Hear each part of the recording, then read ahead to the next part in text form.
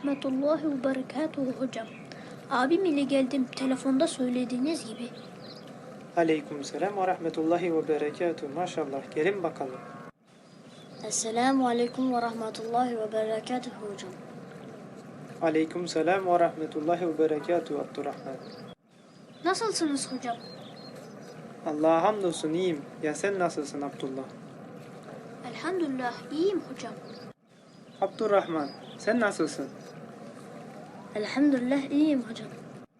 Evet bakalım. Akide dersine devam edelim Abdullah. Yanıma oturmak isteyen var mı? Abim otursun hocam. Maşallah Abdullah, ne güzel bir ahlak. Evet Abdullah, İslam'ın şartı kaçtır? İslam'ın sahih hadiste geçtiği üzere 5 esas üzerine bina olmuştur. Allah'tan başka hak ilah olmadığına, Muhammed'in sallallahu aleyhi ve sellem'in Resulü olduğuna şehadet etmek, namaz kılmak, zekat vermek, oruç tutmak, güç yeterse hacca gitmek. Evet Abdurrahman, şehadet kelimesinin delili nedir? Şehadet delili şu ayettir. Allah kendisinden başka ilah olmadığına şahitlik etmiştir. Melekler ve ilim sahipleri de adaleti ayakta tutarak bunu ikrar etmişlerdir. Evet, mutlak güç ve hikmet sahibi Allah'tan başka ilah yoktur. Ali İmran suresi 18. ayet. Evet Abdullah, Muhammed sallallahu aleyhi ve sellem Allah'ın Resulü olduğuna dair delilin nedir? Bunun delili şu ayeti kerimedir. Muhammed sizin erkeklerinizden hiçbir babası değildir. Fakat o Allah'ın Resulü ve Peygamberinin sonuncusudur. Allah her şeyi hakkıyla bilendir. Ahzab suresi 40. ayet.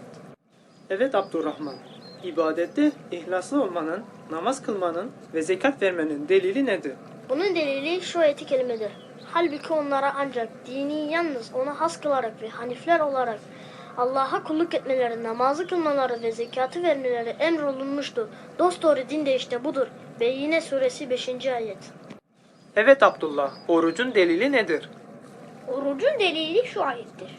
Ey iman edenler! Oruç sizden önce gelip geçmiş ümmetlere farz kılındığı gibi size de farz kılındı.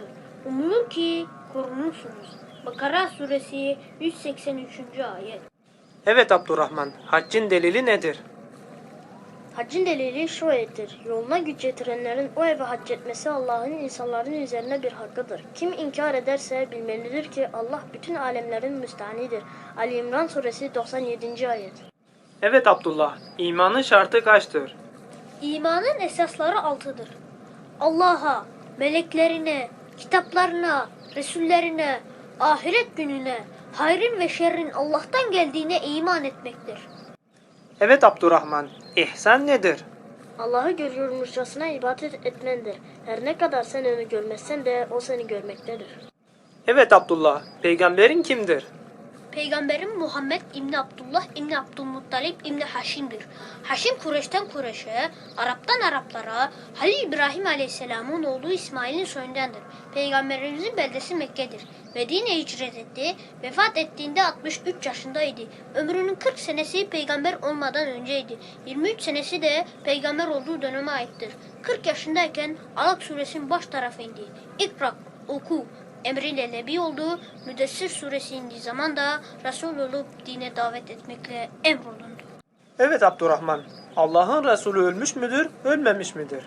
Peygamber ölmüştür. Fakat dini ölmeyip kıyamete kadar var olacaktır. Bunun delili şu ayet-i kerimedir. Muhakkak ki sen de öleceksin, onlar da ölecek. Sonra şüphesiz siz de kıyamet günü Rabbinizin huzurunda davalaşacaksınız. Zümer suresi 30 ve 31. ayet.